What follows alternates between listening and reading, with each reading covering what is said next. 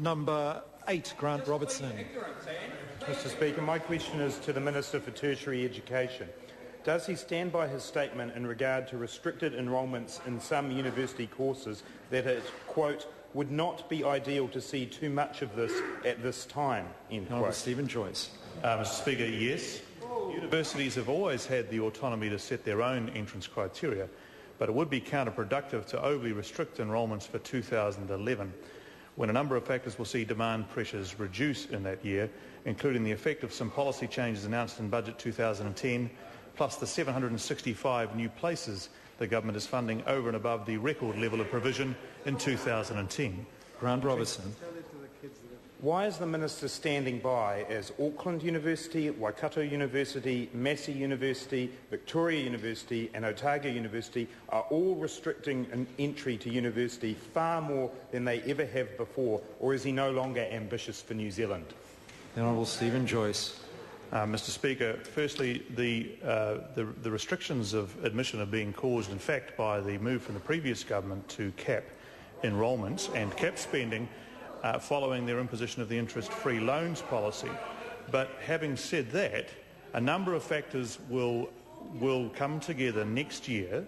A number of factors will come together next year to relieve that demand pressure, including a record number of funded places at university in 2011. In fact, 5,600 more than 3 years ago. Secondly, the easing of the recession. Thirdly, the changes to student loan entitlements for new residents and Australians.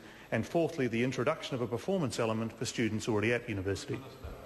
Grant Robertson. Given that answer, does the Minister accept that his plans to relieve demand pressure is actually another way of saying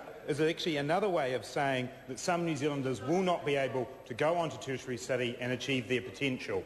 The Honourable Stephen Joyce. Mr. Speaker, no. What I'm saying in that is that it's important not just to consider the amount of funding, but also how that funding is used, which is something which seems to escape the opposition. So what we are seeking from the enrolments that are already funded in the university system to ensure that people are making good academic progress while they're being funded by the taxpayers of New Zealand to complete their academic education. I think the taxpayers of New Zealand will see that as entirely fair. Grant Robertson. Why does the Minister think it is acceptable that a policy of open entry to New Zealand universities that has its origins just after World War I is now being cast aside and he is not taking action to do anything about that? The Honourable Stephen Joyce.